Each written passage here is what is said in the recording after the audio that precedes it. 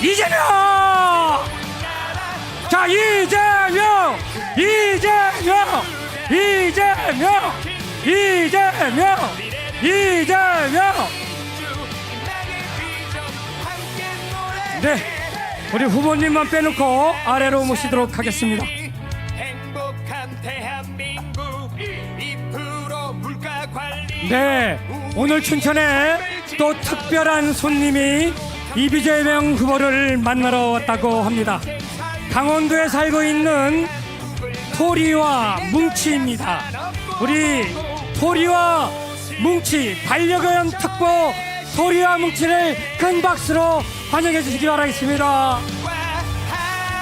네, 우리 토리와 뭉치가 이재명 대통령 후보에게 전할 얘기가 있다고 합니다. 안아주시고요. 네, 너무 이쁘지요? 네, 우리 토리와 뭉치가 이재명 대통령 후보에게 할 얘기는 사람과 동물 모두가 행복한 대한민국을 만들어 달라고 합니다. 모두가 행복한 진짜 대한민국 이재명 대통령과 함께 만들어요. 고맙습니다.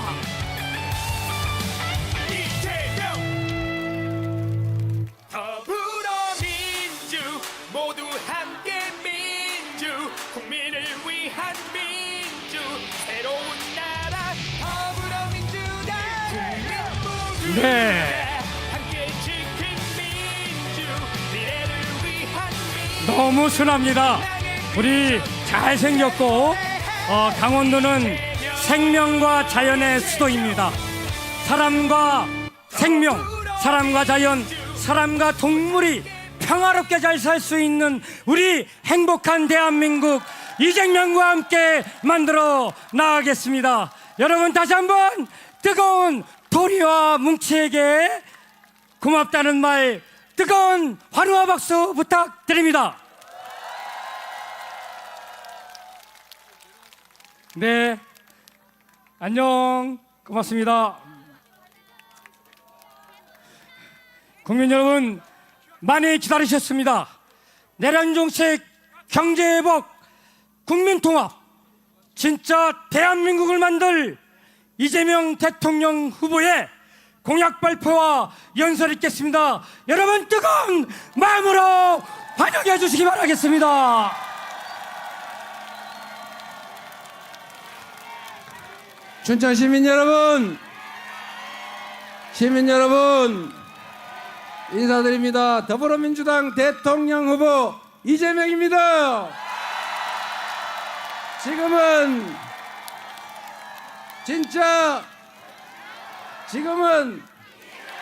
진짜 감사합니다.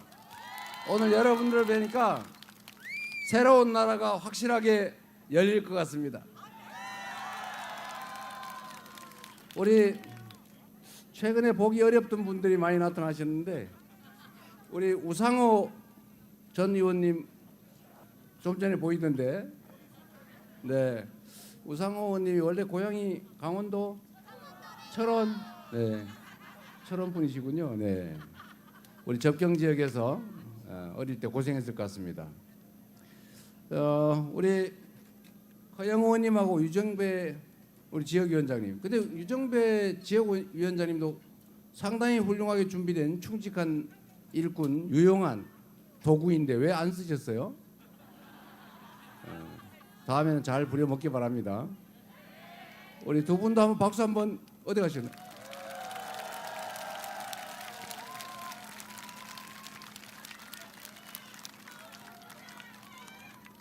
유정배 그 춘천하고 철원하고 양구 그다음에 화천까지. 근데 그 지역구 가를 때 좀 골고루 섞어서 가르지 그래. 그 우리 허영 의원님이 욕심 부린 건 아닌 것 같고. 예. 그때 당시에 그 여당 의견을 들어가지고 선관위에서 마음대로 정해온 거를 우리 민주당에서 조정을 못하는 바람에 선거가 좀 이상하게 됐어요. 예, 이런 게 약간의 게리맨더링인데 앞으로도 바꿔야 될 것 같아요. 네, 응원의 박수 부탁드립니다. 얼마나 힘들겠어요. 여러분 요즘 먹고 사는 거 참 힘드시죠? 네. 춘천도 보면 여러 가지가 힘든 것 같아요. 일단 대한민국 경제 전체가 힘들어요. 전 세계적으로 성장률이 떨어지면서 힘들어진 것도 있지만 지난 정부 3년 동안 저는 뭘 했는지 모르겠어요. 경제가 어려우면 정부가 역할을 해야 될 거 아닙니까? 우리가 세금을 내고 우리가 권력을 맡기는 이유는 우리 나쁜 상황에서는 좀 세상을 좀 살 수 있게 만들어 달라고 세금 내고 권한 맡기고 그런 거 아니에요? 근데 이상하게 지난 3년 동안 제가 옆에서 보니까 뭐 말해도 소용도 없고 나 자꾸 죽이려고 그러고 그래가지고 우리 할 일만 하고 있었는데 자유 이렇게 얘기하면서 사실은 방치, 방임 이러고 있더라고요. 이 방임과 방치, 각자도생, 밀림의 상태, 정글 이렇게 만드는 건 자유가 아니죠. 공정한 경쟁 환경을 만들고 불합리한 요소를 제거하고 합리적인 그런 사회 기반 위에서 사람들이 공정한 기회를 누려야 평등한 환경이 만들어져야 진정한 자유가 있는 거 아닙니까?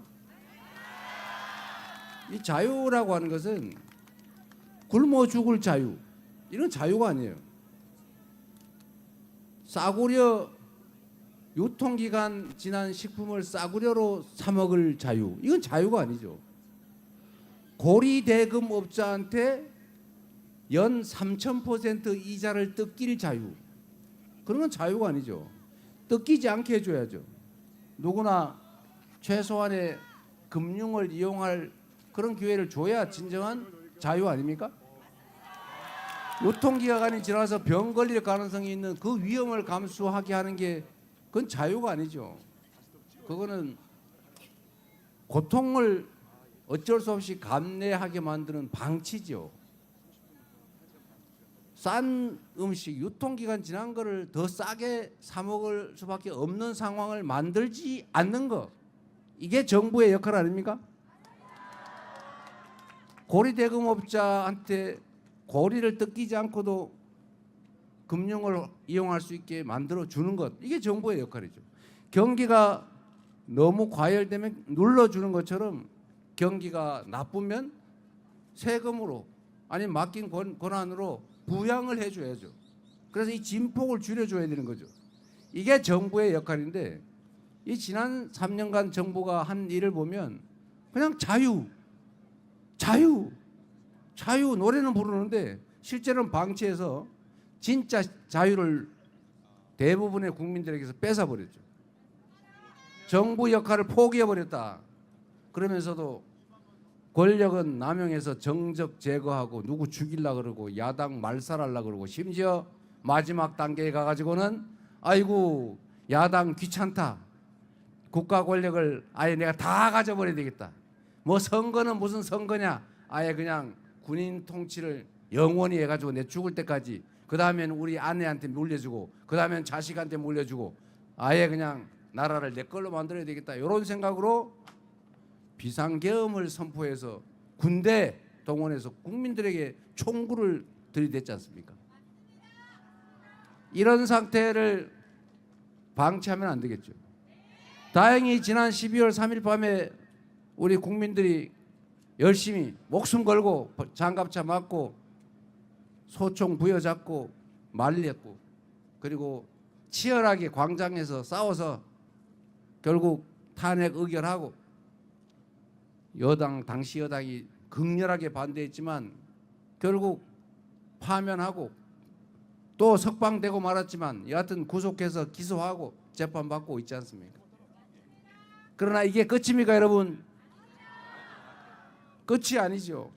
아직도 내란 주범들 주요 임무 종사자들은 어디에 숨어 있는지 그 전모가 어떻게 되는지 알지를 못하고 있어요. 진상을 정확하게 규명하고 상응하는 책임을 확실하게 묻고 제도 개혁을 통해서 다시는 이런 엉터리 민주주의를 훼손하고 국민의 인권을 침해하는 독재적 발상은 아예 실행할 수 없는 제도 보완하고 그리고 엄정하게 처벌해서 다시는 저런 짓 했다가는 인생 망하는구나 이런 생각 들게 만들어서 꿈도 꾸지 못하게 만드는 게 진정한 내란 극복 아니겠습니까?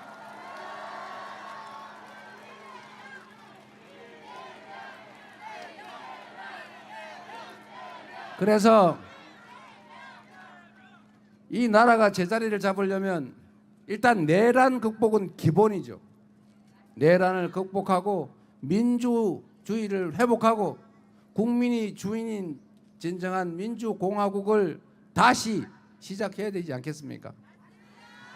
그래서 이번 투표가 이번 대선이 중요한 것입니다. 이 대선이 이재명이가 대통령이 되느냐 민주당이 집권당이 되느냐 이건 다음 문제고 그들이 그 내란 세력들이 다시 귀환하지 못하게 하는 것. 김문수라는 윤석열 아바타를 통해서 내란 속에 윤석열이 다시 귀환하지 못하게 하는 것. 윤석열 내란 수계의 상황 정치의 가능성을 봉쇄하는 것. 그들에게 압도적 심판을 가하는 것. 이게 바로 대선의 의미 아니겠습니까?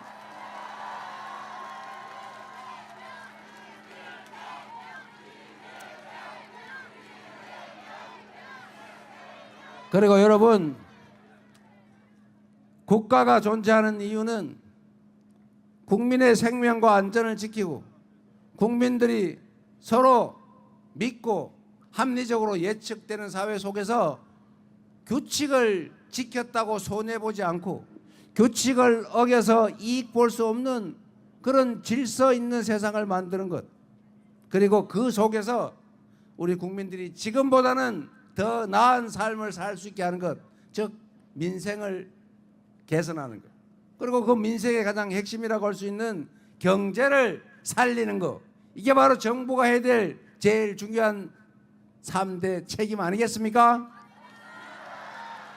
그런데 이 정부, 전 정부는 국민의힘 정권은 이 세 가지를 다 실패했거나 아니면 책임을 전혀 지지 않고 버렸어요. 첫째, 안보가 뭡니까? 안보. 우리 사회 공동체를 든든하게 지켜내는 건데 싸워서 이기는 거는 하책 중에 하책이에요. 물론 지는 것보다는 낫겠지만 다 부서지고 다 죽고 다치고 난 다음에 더 많이 살아남아서 비로소 이기면 뭐합니까? 싸워서 이기는 것보다 중요한 것은 싸우지 않고 이기는 것 아닙니까? 그리고 싸우지 않고 이기는 것도 중책에 불과해요. 진짜 안보, 가장 안전한 공동체는 싸울 필요가 없는 상태, 즉 평화 상태를 만드는 것이다. 맞습니까, 여러분?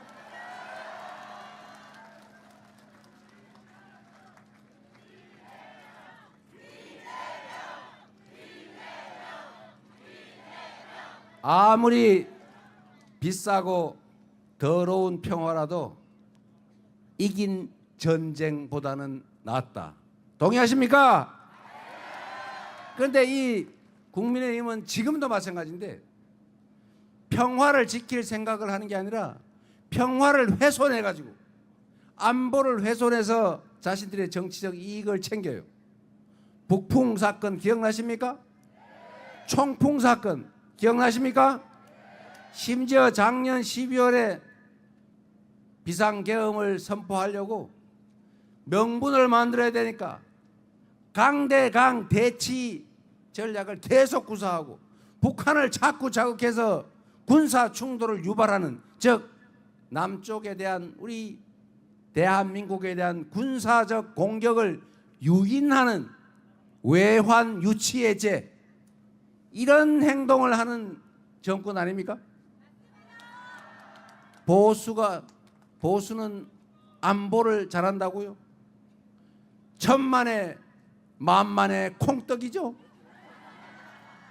안보는 평화를 통해서, 한미 동맹 강화를 통해서, 강력한 국방력을 통해서 북한 대북 억지력을 유지하되 끊임없는 대화와 소통 노력을 통해서 협력하고 공존하고 그리고 평화적으로 공동 번영하는 상태를 만들려고 노력해온 절대로 안보를 정략에 이용하지 않은 민주당 그리고 민주당 정권 그리고 이재명 아닙니까 여러분?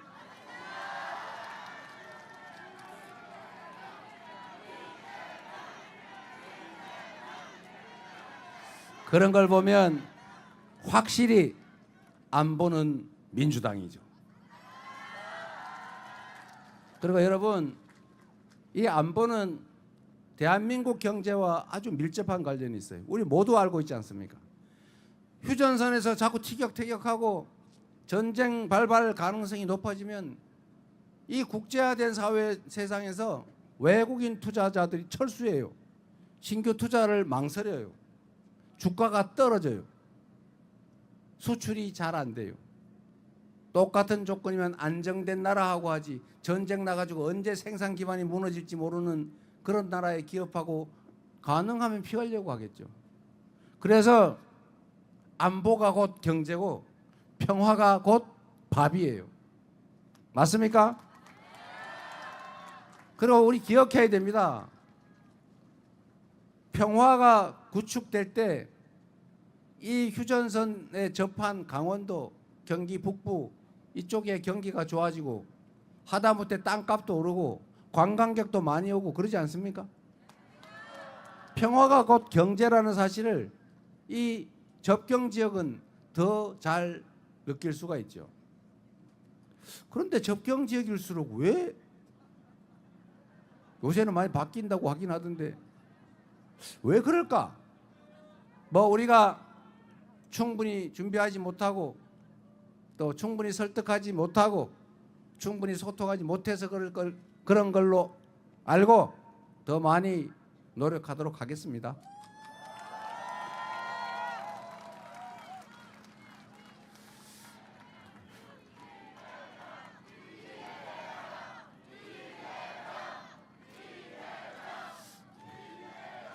그래서 이 춘천이나 철원, 화천, 양구, 인제, 고성 뭐 저쪽 북쪽 다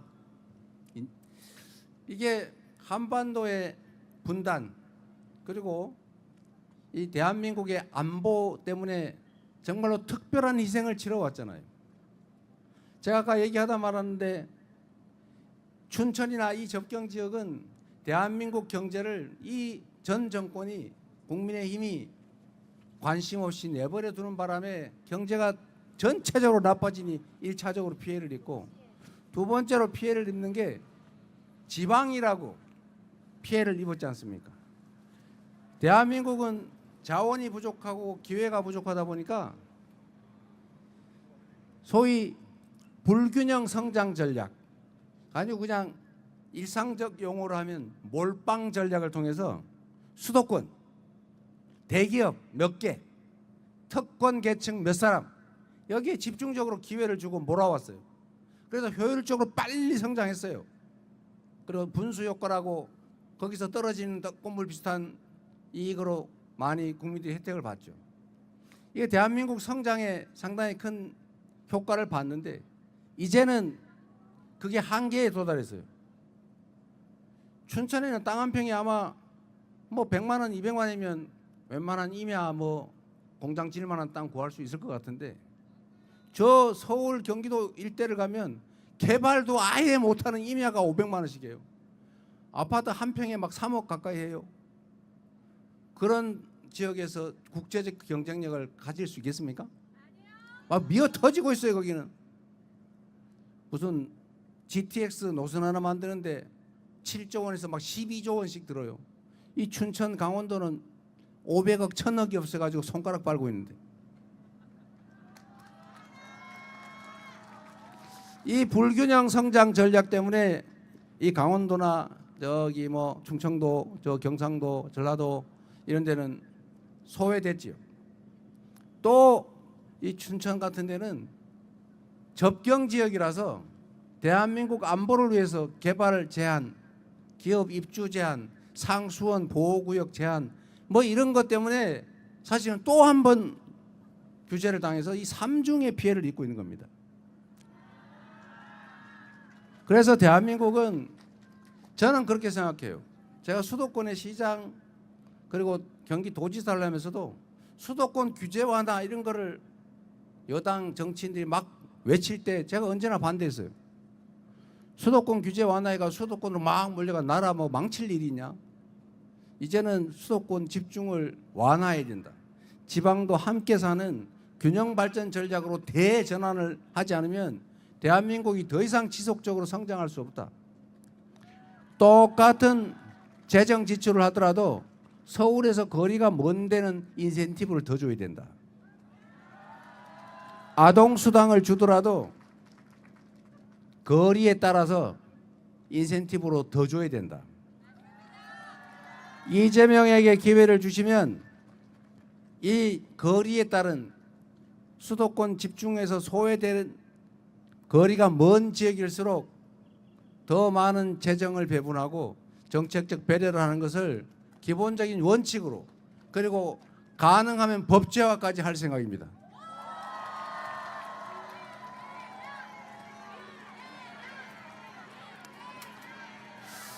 이게 여러분 듣기 좋으라고 여러분께만 드리는 말씀이 아니고 제가 드리는 말씀은 지금 유튜브 방송을 통해서 전국으로 서울, 경기도에도 다 가고 있어요.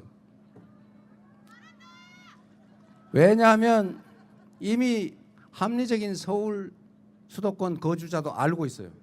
이 나라가 이런 식으로 수도권 1극 체제로 수도권 과밀을 벗어나지 못하고 계속 집중되고 지방은 소멸되게 되면 대한민국의 미래는 없다. 사람으로 치면 심장은 자꾸 커지는데 피가 몰려가지고 손발에는 피가 없어서 괴사를 한다. 이러면 결국 사람이 죽습니다.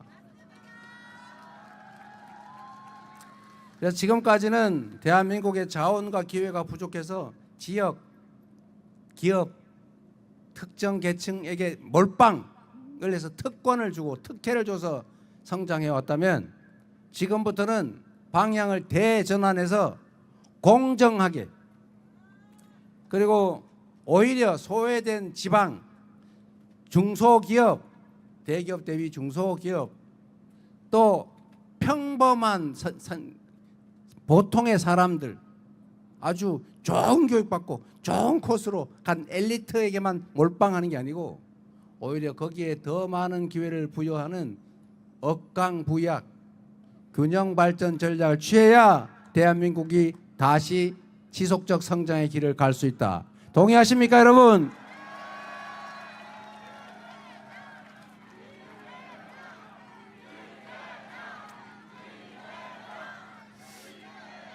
그래서 여러분, 정치는 최대 다수의 최대 행복, 더 많은 사람들의 더 많은 기회, 더 공정하고 더 합리적인 세상을 만들어서 규칙을 지켜도 손해보지 않겠다. 오늘보다는 내일이 낫겠다. 우리 자식은 나보다는 더 나은 삶을 살겠다라고 믿어지는 희망이 있는 세상. 우하향 세상이 아니고 우상향하는 세상이라고 믿어지게 해야 그렇게 해야 세상이 살만하게 되고 그걸 만드는 게 바로 정치고 그거를 잘할 정치 집단이 바로 민주당이고 그거를 잘 해낼 대통령 후보가 바로 누구라고요?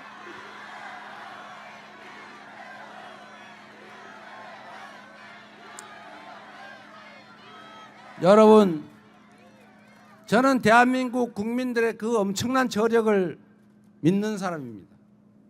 독재도 이겨냈고 정말로 열심히 일해서 산업화에도 성공했고 그리고 박근혜 국정농단도 이겨내고 현실의 권력자를 촛불을 들고 끌어냈고 그리고 단 한 명의 피해자도 폭력 사건도 방화도 유리창 하나 안 깨지면서 이 응원봉으로 우리 여성 청년들을 중심으로 내란을 진압하고 쿠데타를 제압하고 이제 다시 민주적인 나라로 되돌아가려고 하는 위대한 국민, 위대한 나라 아닙니까?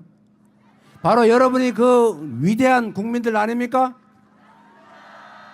그래서 이 위대한 국민들의 힘을 한데로 모으면 서로 증오하고 혐오하고 편갈라 싸우고 이러지 않고 다름을 인정하고 적정하게 몫을 인정해서 나누고 차이를 극복하기 위해서 토론하고 그리고 좁히고 양보하고 타협하고 그래도 안 되면 마지막에는 국민 다수의 의견에 따라서 결정하고 또 그 결정을 따라주는 이런 합리적인 세상을 꼭 만들어야 되지 않겠습니까? 저는 그렇게 할 수 있다고 믿어요. 여러분은 그럴 준비가 돼 있습니다. 정치만 바뀌면 대한민국 국민들은 이 합리적인 세상을 수용하고 그 속에서 남의 것을 탐하지 않고 타인의 것을 뺏지 않고 최선을 다해서 함께 성실하게 살아갈 준비되어 있지 않습니까? 이재명과 민주당은 지금까지 있어왔던 이 분열과 갈등, 대립, 혐오, 증오를 넘어서서 함께 손잡고 어우러져 살아가는 그런 세상, 국가의 모든 권력과 예산, 역량이 오로지 국민만을 위해서 제대로 쓰여지는 진정한 민주공화국, 진짜 대한민국을 향해서 나아갈 것입니다. 그 기회를 한번 만들어 주시겠습니까?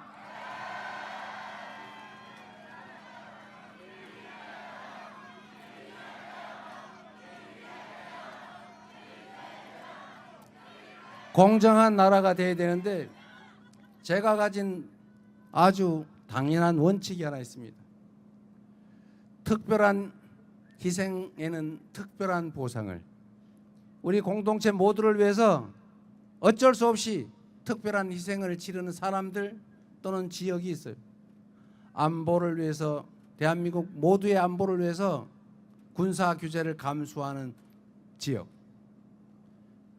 누군가 깨끗한 물을 먹기 위해서 개발이 제한되는 피해를 입는 상수원 보호구역, 모든 사람의 쓰레기를 처리해 주기 위해서 쓰레기 소각장을 지을 수밖에 없었던 지역, 그리고 주민들, 예를 들면 화장터를 만들어야 되는데 싫지만 수용해야 되는 그 지역들에게 그에 상응하는 피해를 보상하기 위해서 우리 모두가 얻게 되는 편익의 일부만 떼어서 충분히 보상하면 함께 살 수 있지 않습니까?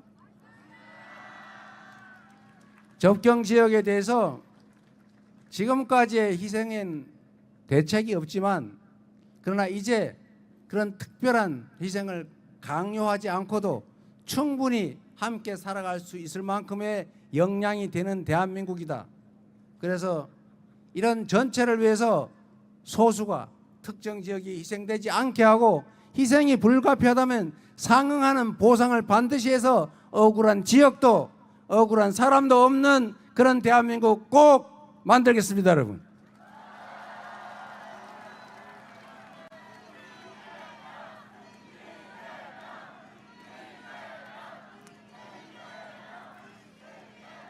강원도를 위한 특별한 조치는 저희가 인터넷에 정책으로 다 발표해 놨으니까 그 얘기 잘 봐주시기 바랍니다.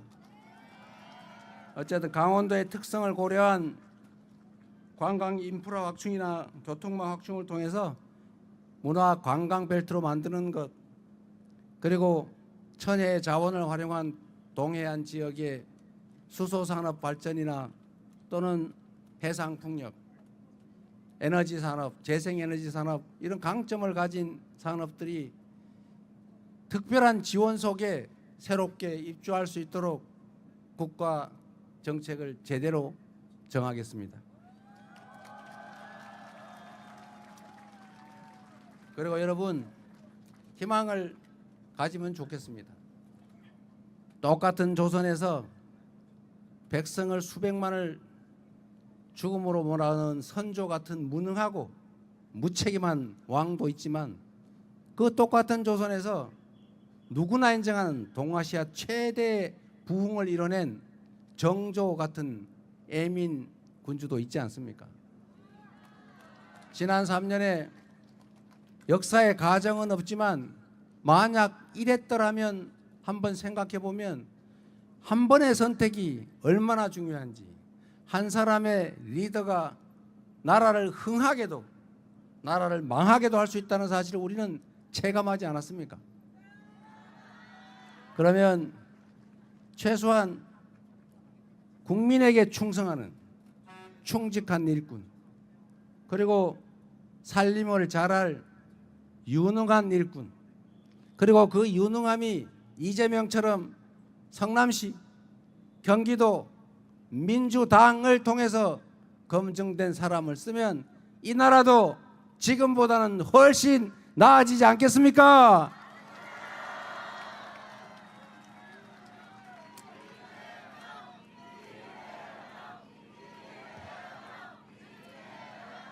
그리고 자꾸 저보고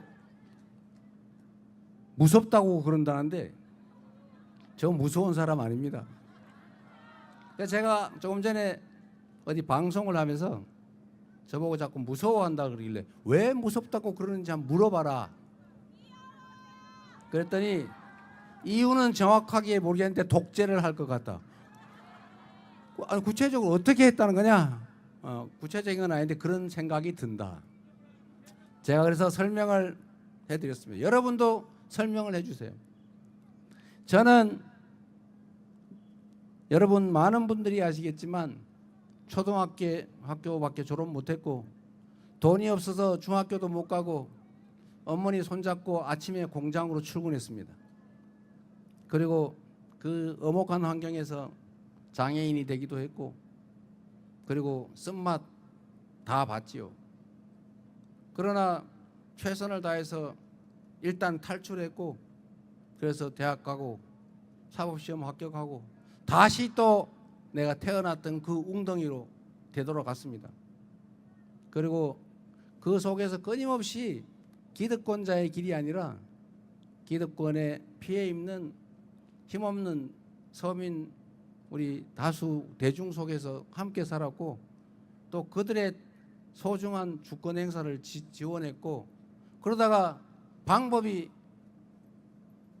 노무현 정권 때 정치개혁 때문에 정치를 하는 게 가장 효과적이겠다라고 해서 시장을 나갔고 시장을 열심히 했더니 도지사 해보라 그래서 도지사 했고 도지사도 재선하고 싶었는데 도지사 2년밖에 안 했는데 자꾸 대통령 나가라 그래가지고 3년 만에 대통령 선거 나갔다가 똑 떨어지고 그리고 민주당의 비주류 중에 비주류 아웃사이더로 당대표 됐다가 지금은 당원들이 당의 진짜 주인인 진정한 의미의 민주정당으로 바꿔놨잖아요.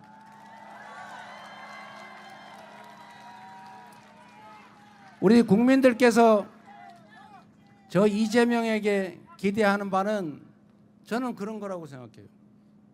제가 시장을 하면서 권력을 남용한 일 없습니다.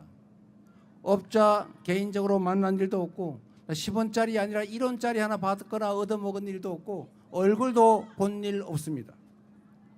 그러나 성남 시민들은 지금 저를 기억해 주고 있죠. 가장 행복했던 시절이다. 가장 만족스러운 시정이 있었다. 지금 다시 시장으로 와라. 이렇게 얘기합니다. 그러니까 저도 가고 싶은데 가기가 어려워요. 그러나 여러분 제가 말씀드리고 싶은 것은 제가 비주류고 아웃사이더라고 말하지만 그건 기득권자들 주류의 입장에서 하는 얘기입니다. 저는 국민들 속에 있었습니다. 가장 국민들의 입장을 정확하게 반영했고 가장 국민들의 이해관계를 잘 반영해서 가장 국민들이 원하는 방향으로 국민들이 맡긴 권력을 행사했어요. 그래서 성과가 났고 인정받고 있는 겁니다. 아까도 말씀드렸지만 우리나라에는 이 불균형 성장 전략에 의해서 특별히 혜택을 누리던 집단이 있어요. 지역도 있고 기업도 있고 사람도 있습니다. 그런데 제가 말씀드렸잖아요. 이제 균형 발전 전략으로 대전환을 했다. 저는 이렇게 살았는데 이제는 정상을 만들어야 되는데 이 과정이 혁명적인 과정인 겁니다. 지금 이 기울어진 운동장에서 특혜를 받던 사람들은 정상적인 운동장이 만들어지면 그 전에 가지고 있던 특권적 위치, 특혜가 사라지는 걸 의미해요. 기득권이 줄어드는 걸 의미하죠. 그게 뺏기는 거라고 생각합니다. 원래는 부당하게 가지고 있던 특별한 혜택을 이제는 전 국민에게 골고루 돌려줘야 될 시대가 왔는데 그게 뺏기는 게 싫은 것입니다, 여러분. 그래서 여러분 누가 이재명 무섭다 그러거든. 당신 뭐 나쁜 짓 한 거 있어? 당신 뭐 뺏길 특권이 있어? 우리는 뺏길 것도 없고 공정하게 기회를 나눌 그런 입장이 있기 때문에 무섭지 않은데, 당연히 공정한 세상이 되면 압도적 대다수의 사람은 더 행복하고 덜 억울하고 그리고 전체적으로는 합리적이어서 지속적으로 성장 발전하는 그런 선진적 국가가 되지 않겠어? 라고 말할 수 있지 않겠습니까, 여러분? 이재명을 무서워하는 사람들, 이재명이 독재할 거라고 생각하는 사람들, 제가 독재한 일이 있는지 물어보세요. 공천할 때 무슨 비명 행사 이런 거짓말 많이 했는데 당원들이 다 경선에서 떨어졌지 제가 누구 꽂고 자르고 했습니까? 다 당원들이 한 일이잖아요. 가장 민주적인 방법으로 많이 바꿨죠. 많이 바꾼 게 죄입니까? 국가도 마찬가지로 앞으로는 국민의 뜻에 따라 국민의 의지가 가장 존중되는 그런 나라 만들어야죠. 그게 민주국가 아닙니까? 그게 민주공화정 아닙니까? 그게 진짜 대한민국 맞습니까? 그 진짜 대한민국을 향해서 누가 뭐라 하든지 신경 쓰지 말고 우리가 이 나라의 주인이라는 것을 우리 손으로 투표로 확실하게 증명합시다, 여러분. 투표는 총알보다 강하다는 것을 기득권자들 그 소수의 그 권력보다도 우리 국민이 훨씬 더 강하다는 것을, 이 나라 주인이고 역사 발전의 주역이라는 것을 확실하게 증명해 주시기 바랍니다. 감사합니다.